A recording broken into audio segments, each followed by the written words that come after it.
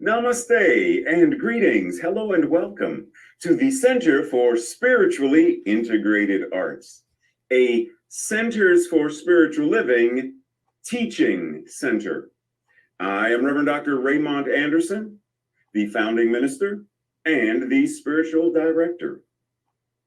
If you have questions about what is a teaching center, who is Reverend Dr. Raymont Anderson, what is Centers for Spiritual Living, what is metaphysical spirituality, feel free to send an email to spirituallyintegratederarts@gmail.com.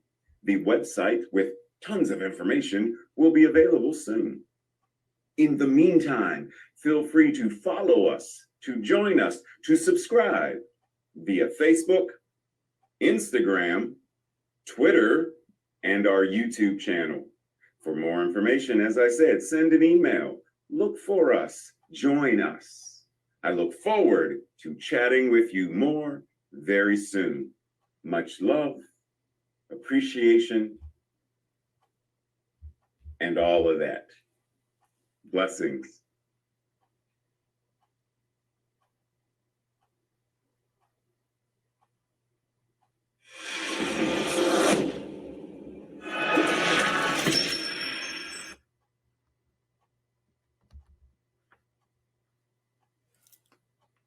It's May, and May means every day, every Sunday this month, you have an opportunity to join us for the After Message Fellowship. If you do not already have the Zoom link, send an email to spirituallyintegratederarts@gmail.com, and Tracy and or I will send you the Zoom link so you can join in our After Sunday Message opportunity to chit chat, to follow up on the message, to ask questions, to just get to know folks in this beloved community. Every Sunday, as of right now, every Sunday this month. You got that? Did you write that down? So are you ready? It's May, which means a new theme. The theme for May, light within the shadows. The blurb, the summary, light and dark coexist together and cradle each other in support, in mutual relationship and support. Keep that in mind. There isn't one without the other. They each have their own traits and characteristics, their own power. They may seem to operate independently, but actually they are a pair that think yin yang. They are a pair that work in unison as complements within the spectrum. And actually, so that you can see this a little better, generally, we have learned to embrace the light as good and avoid the darkness as bad, given its unknowns and its mysteries, because we fear the unknown and the mystery. However, the two work powerfully in synergy together. And this month, we are exploring how to appreciate and welcome both light and dark for what they each bring and offer to us in our lives, offering themselves to us and through us and as us. So today, specifically, we are talking about the inner and outer spectrum, because as spiritual beings living, now I know you've heard it, we are spiritual beings living a human experience. No. Reverend Ray's remix. We are spiritual beings living a spiritual experience that we call human. We live from both the inner and outer spectrums of life, of existence, of our divinity simultaneously. We process various things internally or inwardly through our thoughts and our emotions. We express them outwardly as we interact with others within the surroundings and within life in general. Both positions, both perspectives, both energetic stances provide us information They color and flavor the whole experience of our lives. Both of them have depth and breadth, and each help shape our combined reality. Both the inner and outer spectrums are necessary for our growth and our evolution. Both are necessary for our growth and our evolution. Both are necessary for our growth and our evolution. When in alignment, the inner and outer dimensions work in harmony. They work in healthy partnership in our lived experiences. Let that sink in. Because as we talked about last month, vulnerability, well, this month, this whole idea of darkness means the mystery, means being vulnerable, being willing to step into that space of, I have no idea, it's the unknown. I have no idea, it's the mystery. I have no idea. And yet I continue to move anchored in principle. Oftentimes, once again, this dichotomy of, this binary of dark, light, good, bad, blah, blah, blah, blah. We often think in terms of in or out. Are you in the community or are you out of the community? Are you in this class or out of this class? Are you whatever, et cetera, et cetera. And in order to really dive into what we're talking about this month with the darkness and the light, it's not about being in or out, but in and out. It's both and simultaneously. Both and. Okay, keep that in mind. Keep that in mind as we continue. There's going to be a remix of this. Dr. Holmes says, God is an infinite presence and an indwelling reality. The silent whisperings of this inner presence come to each as a divine revelation, an inner communion of the individual spirit with the oversoul. The remix.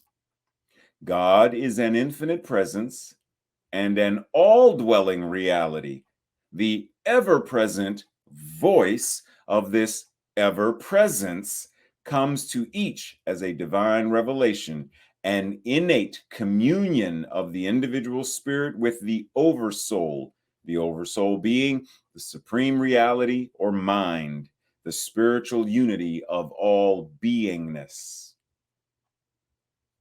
Let it sink in. Because this thing that we're talking about is you, God, an infinite presence, showing up as you, an all-dwelling reality, showing up as you, the ever-present voice, the ever-present expression of this ever-presence is coming to you, through you, and as you, as divine revelation, an innate communion of the individual expression of your spirit with the allness of spirit. Both and. Speaking of both and, what's in the box? When you see this, what's in it? Assuming that this is a see-through box, what do you see in the box? Nada. Okay, cool. Got you.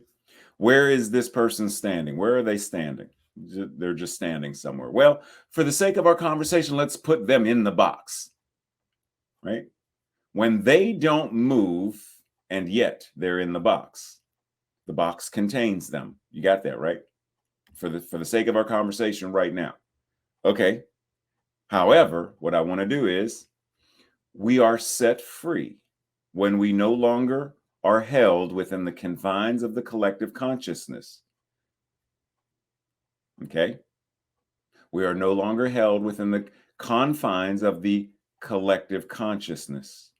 Whatever those non-life affirming dogmatic ideas are, the non-life affirming fears, whatever they are, when we are no longer bound by. Because see, when we really think about this, the individual did not move. The individual, that ever-presenceness, the isness and allness incarnating itself, is there. And see, what happens is they are born into a system that confines them, the collective consciousness. And what we are talking about and what we are practicing is this spiritual thing called science of mind and spirit, which then gives us the ability to separate ourselves from the confines of a non life affirming dogma, the non life affirming fears, the collective consciousness of whatever that is. Take it in. Are you in the box? Yes, because we still exist within the collective consciousness. However, what we are aiming, what we are intending, what we are envisioning is the ability to so. Did you ever see The Matrix? And there's a scene where Keanu Reeves' character, Neo, Mr. Anderson, is having a conversation with this little bald boy. And little bald boy is talking about bending the spoon. And he says, the thing is to realize there is no spoon, and what you are truly bending is your mind. And when you bend your mind, the spoon must bend. Woo, doggy, as Jed Clampett would say. Therein lies our practice. To realize that we have the ability to color outside of the lines. Just like the Matrix, some rules can be broken, others bent.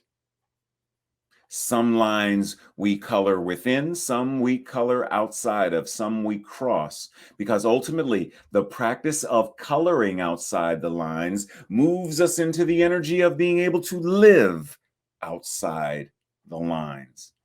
We live outside of the confines of the collective consciousness. Understand, the collective consciousness, the more traditional or fundamental religions would have us believe that God is an anthropomorphic deity, an old white guy with a long beard sitting on a throne on a cloud somewhere in heaven. Yet we understand that we are able to exist outside of the confines of that paradigm. We don't believe in that, nor do we practice that. But we understand that it exists. The lines exist until such time as we are even able to eradicate those lines. There will always be some lines of some sort somewhere. Speed limits are lines. Laws, regulations, constitutions, bylaws are lines. We live within the lines. A EKG, lines. X-rays, lines. Size of a shirt, lines. Color of a shirt, lines. Price tag, lines. Follow what I'm saying? There will always be lines of some sort. The goal is for those lines to be life-affirming lines and not non-life affirming lines, not lines that bind. See, understand that an anchor, neither good nor bad, an anchor can prevent you from moving when you want to move or keep you stable when you don't want to move. You got that, right? So the anchor isn't holding you back if your goal is to stay put. Yet if your goal is to travel and the anchor is there, then the anchor is holding you back. So it's, how do I get greater clarity on, is my goal to stay put? Then where is my anchor? Am I grounded? Is my goal to move? Where is my anchor? Do I need to? Lines that confine in a non-life affirming manner and lines that confine in a life affirming manner. But either way it goes, we are living beyond the idea that there are lines that confine. Dr. Holmes says, there, through the door of our own thought, we enter into the universal consciousness, into a complete realization of life and truth, of love and beauty. Through the door of our own thought, our mental equivalent, through the door of our own thought, we enter into this universal consciousness. The door of our own thought. Once again, a door can be a entry point or a door can be an obstacle. When you see a door, what do you see? When you think of a door, what comes to mind? Are you locked in, locked out, locked up? When you think of a door or a doorway, what comes to mind? Barrier, gateway. And what does it mean for the door of your consciousness? Is it locked tight? Is it wide open? Is it so open that the entirety of source and spirit, the entirety of the universe, is readily accessible to you? Keeping in mind that there was once a very wise teacher by the name of Yeshua who said, I am the door. If anyone enters by me, they will be saved and will go in and out and find pasture. Now, our remix of this understanding is to understand that the I am that you are is. You are the I am. I am that I am. That I am is you. This way in, the way in, and you are transformed through your own realization of this. When you realize that you are the I am, right? That way in. When you understand that you are the I am, you are transformed. Your realization that you are the divine. When Ernest Holmes said the only God that any of us would truly know or understand is the one that we embody, it's that realization. I am. And in this realization, you are free to navigate your life and your experiences without the confines of whatever collective conditioning would have you be indoctrinated or held back, held down, held prisoner. When you realize who and what you truly are. And oftentimes it is the very light and darkness aspect of this that terrifies us so that we don't realize who and what we are. Because, see, the moment you realize who and what you are called to a greater realization, greater activity of your life. To whom much is given, much is required. As Uncle Ben taught Spider-Man, Peter Parker, with great power, with great realization, comes great accountability and responsibility. That's one reason why we avoid this, because it terrifies us to know how truly powerful we are. It terrifies us to operate in alignment, in balance with the dark and the light, with the divine, with the sacred. It terrifies many of us. So we avoid it. We create excuses. We lock the door of our thought. We lock the door of our mind. We lock the door of our consciousness. And we refuse, knowing that we have the key, we refuse to use it. Yes, there will be a remix. Dr. Holmes says, we are living in a spiritual universe, which includes the material or physical universe. The remix. We, spirit incarnating, are living. There is only one life, and that life is God. In a spiritual universe, there is only God, which includes the material or physical universe, which is God expressing the body of God, as it says in our Declaration of Principles. We, spirit incarnating, are living. There is only one life, and that life is God. In a spiritual universe, there's only God, which includes the material or physical universe, which is God expressing all of it. God. The sidewalk, the buildings, the signs, the shoes, the coats, the jackets, each person, the cars, all of it. Spirit manifesting, the body of God expressing individualized expressions of the divine. What changes in our lives when we walk down a busy street and recognize God in everything and as everything we see and everything we touch and everything we smell? It's all God expressing. Does it then make a busy New York street just as sacred as a labyrinth? Does it make it just as sacred as any sacred site potentially? Do we have to be somewhere labeled as sacred to find God, to recognize God, when God is everywhere all the time? What potentially changes when in this busy street that we tend to, oh, it's so busy, it's so hectic, it's traffic and it's loud and it's noisy. But in the realization that God is present, in the realization that God is all, then God is here. Can I find the divine even in the midst of the noise and the chaos and the confusion and the traffic? Can I still find that balance point, the light and the dark, the divine, the holy, and the whole, WHOLE, in all, as all? Rumi says, little by little, you will turn into the whole sweet, amorous universe or amorous universe. Love will surely burst you wide open into an unfettered, booming new galaxy. Little by little, you will turn into the whole sweet, amorous universe. Love will surely burst you wide open into an unfettered, unbound, booming new galaxy.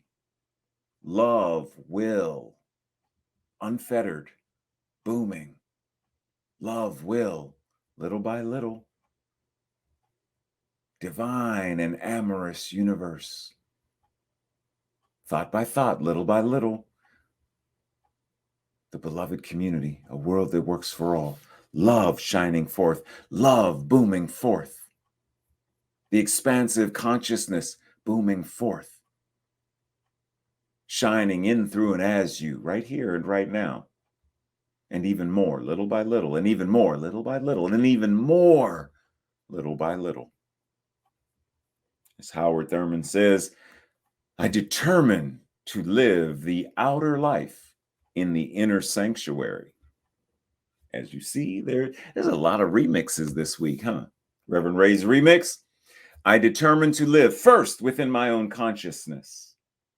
As I choose, which I then demonstrate in my outer experience and conditions. As I choose, which I then demonstrate in my outer experiences and conditions. It is done unto me in accordance with my mental equivalence. I determine first to shift and live within my own consciousness, my mental equivalent. And as I choose to do so, that which is already existing, fully formed and fully functioning within must express, must demonstrate, must manifest outwardly. How clear am I, though, of what is going on within my consciousness, my thoughts, my words, my emotions and feelings and my actions? How conscious am I of what is the predecessor to this action? Comfort eating. What is the predecessing emotion that is triggering me to want a dozen cookies? What is the predecessor that is in thought to the feeling to the cookies? What is the predecessing thought to the whatever it is? The words of I can't stand them and I hate them and I blah blah blah blah blah blah. I will never forgive them. Whatever that is, whatever that is, whatever that is. What is the thought? First cause. What are the words? What are the feelings and emotions? What are the actions? If we're not aware, then we can't truly, consciously determine to live first within our own consciousness, etc. We can't do it. It's going to be based upon a default setting. We're going to just be on this merry-go-round of what I did yesterday, I'm doing again today, 'cause I'm always thinking of the exact same things I did before. Once again, I see Tracy's face right now. If we want something new, we have to do something new by being something new. I determine first consciously to shift my inward consciousness, my mental equivalents, my thoughts, my words, my emotions and feelings, and my actions, so that they are in alignment with principle. They are in alignment with what I desire and deserve to experience in my outward experience and life, individually and collectively. And then I demonstrate it externally in my lived experience and conditions.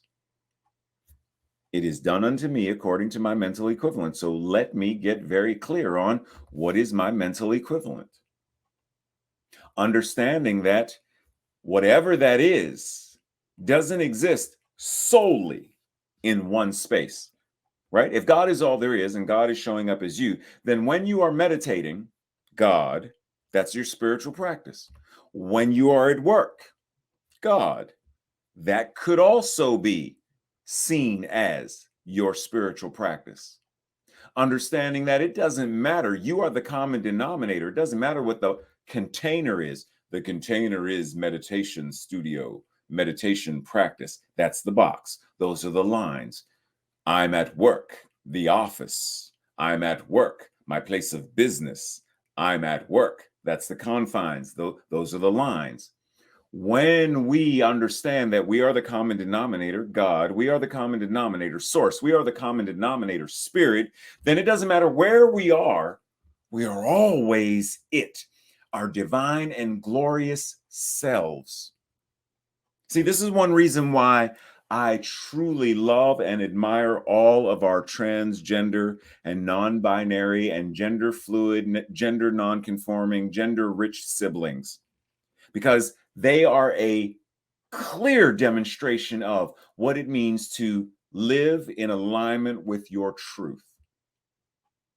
What they know to be their innate truth, they manifest externally. So what is in and what is out align. And they don't care about what you think they should look like or how they should dress like, or they don't care. It's about living in alignment with their truth.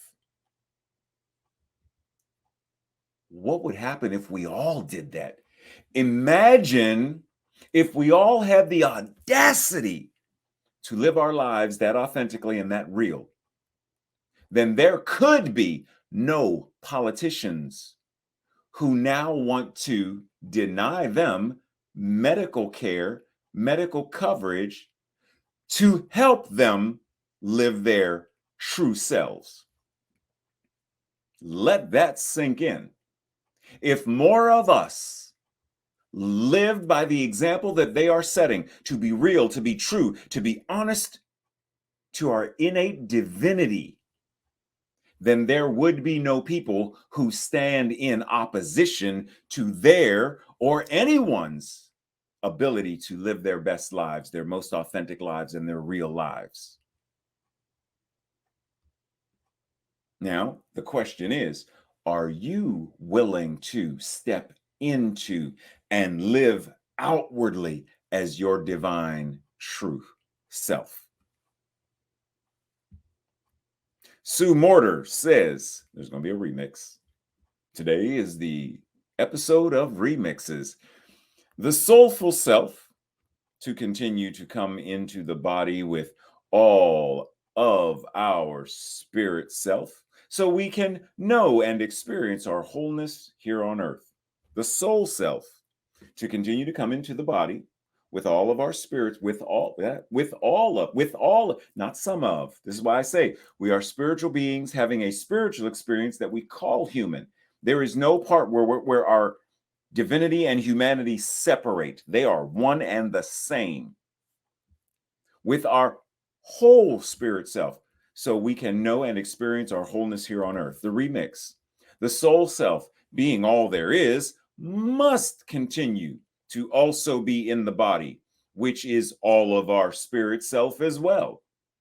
Unified as one, so we can know and experience our wholeness and oneness in our lived experiences of heaven on earth, or as we would call it, a world that works for all.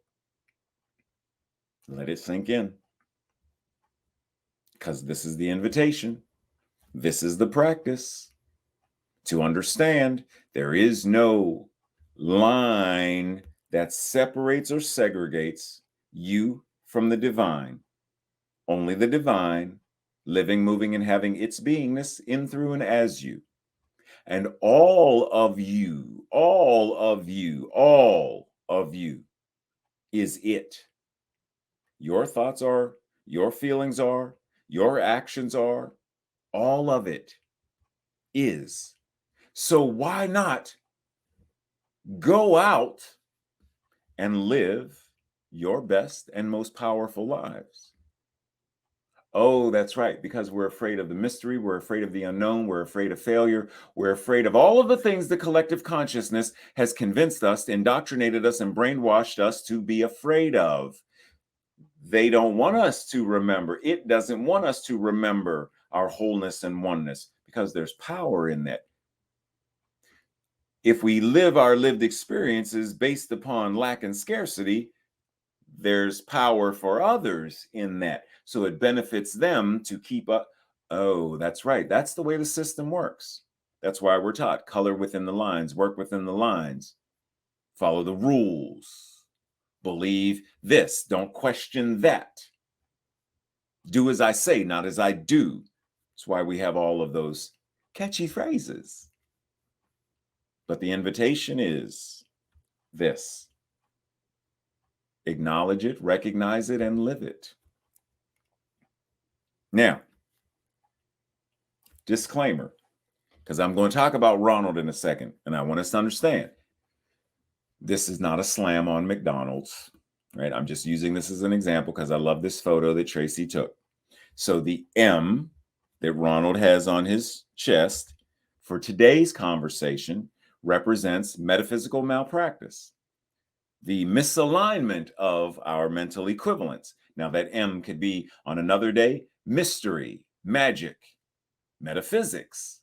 That M could be any number of things. For today's conversation, it's metaphysical malpractice and the misalignment of our mental equivalents. We're always mentally equivalent with something. Are we aligned with that, or are we aligned with that? If I say I want to be aligned with peace, but I'm aligned with that, then I am misaligned with peace because I am aligned with this. Okay.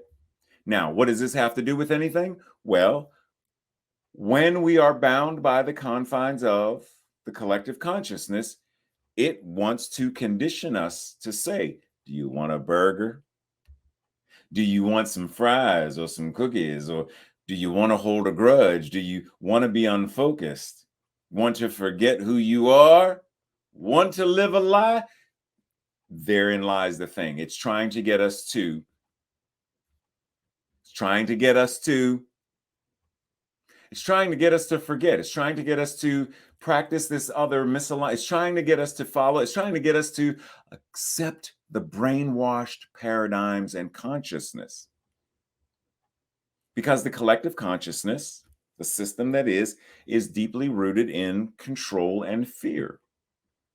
Now, that being the case, we're going to come back to that. That being the case, keep in mind that the goal is freedom. The goal is emancipation, because religious science technically is a liberation theology, not the way Catholicism created it, but nonetheless, it is a liberation theology. And as Howard Thurman says, and mind you, Howard Thurman, a mentor of Reverend Dr. King, Martin Luther King Jr., in the stillness of the quiet, if we listen, we can hear the whisper of the heart, giving strength to weakness, courage to fear, hope to despair. In the stillness of the quiet, when we are with ourselves deeply and profoundly, we hear, we know, we are nurtured, we are supported, not by something external. We are nurtured by our innate divinity. We are nurtured by our innate oneness.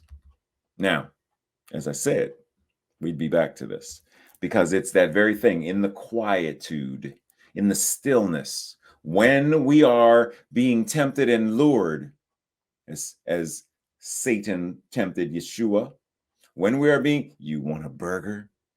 You want to forget who you are? Remember the Matrix. So I want to be put back in the matrix, and I want to forget all of, remember, that's what dude wanted. He wanted them to put him back in and wipe his memory. There are some of us who would love to exist because we believe that ignorance is bliss.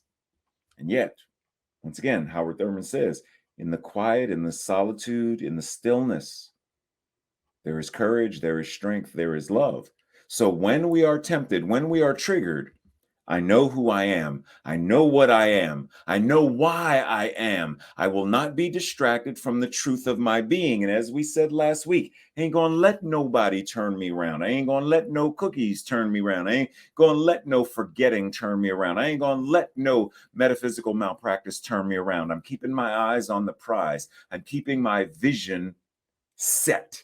I'm keeping my vision clear, so profoundly intact, aligned in principle, that the collective consciousness then wants to know, can you show me how to live like that? Can you teach me how to live like that? Which then offers us the opportunity to do exactly that. Several weeks ago, we talked about Robert Frost in the poem, we dance round the ring and suppose, but the secret sits in the center and knows. When you know, not just believe, when you know, then you speak in alignment with truth.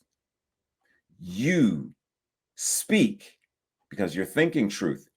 You speak it, you feel it, you live it, you act it, and your life changes for the better. And because your life is the life that is God, the ripples affect everyone. It doesn't exist in isolation, it doesn't exist in a vacuum. Because when you are living your best life, you are now willing to have conversation with others to transform. Breathe.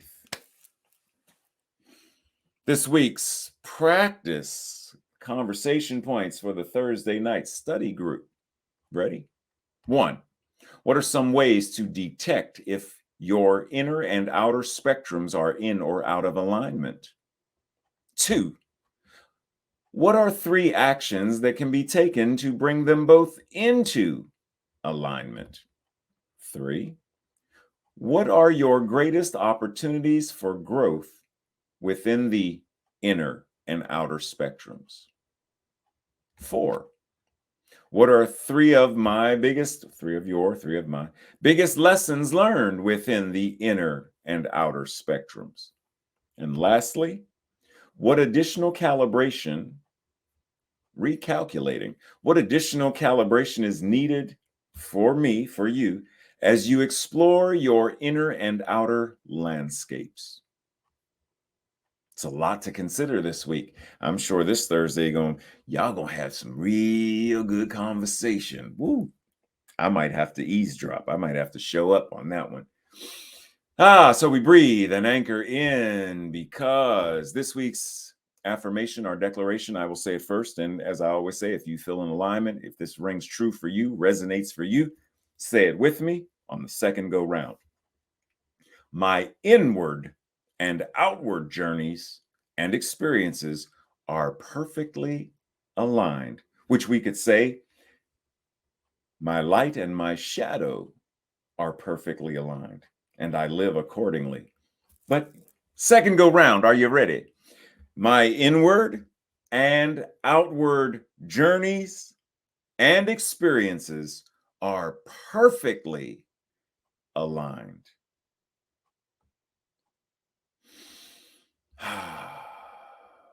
And as we shift into the energy of prayer, where we simply anchor in and know the truth, as Yeshua said, when you pray, pray as though you already have the thing you are praying for. So we begin with gratitude, grateful for this community, grateful for this teaching, grateful for this opportunity to come together, to remember, to recalculate, recalibrate, to renew, to restore, to refresh the truth of our being. Grateful to know that there is the opportunity to color outside of the lines, to live outside of the lines, to live out loud, to explore the shadow, the mystery, the unknown. For that is the very place that there is balance and harmony, yin, yang, darkness and light, one and the same, the divine spirit expressing. Grateful. Grateful to know that when this thing called our Sunday message comes to a close, the manner in which we go out and live this, the manner in which we go out in the world and live this is what's shifting and shaping the way we have conversations with others, the way we look at others, the way we see God in, through, and as others, the way we walk down a busy street. All of it is the energetic impulse of creation, shifting and changing the collective consciousness, upgrading the collective consciousness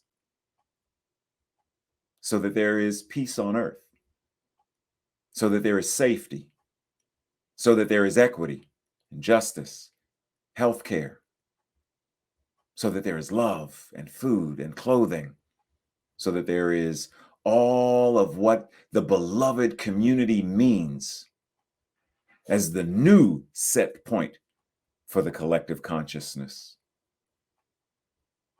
And we breathe this gratitude because the law says yes. And this sacred yes means that this is already answered prayer. It is already here. It is already now. It is already fully formed and fully functioning in the one mind. And the mind that is God is the mind that I use. It is the mind that you use. It is the mind that is. And if it's already fully formed and fully functioning, then what is there for me to do? What is there for we to do but live it? Live as though it already is. Speak as though it already is. Feel as though it already is. Practice as though it already is. Be it. Know it. Live it. Practice it. Be it. Right here and right now. It already is. It already is. It already is. And so it is. Namaste, blessings, much love and appreciation, and see you over in Zoom, like in a minute. No, like go now, because I'm getting ready to close this. So go over.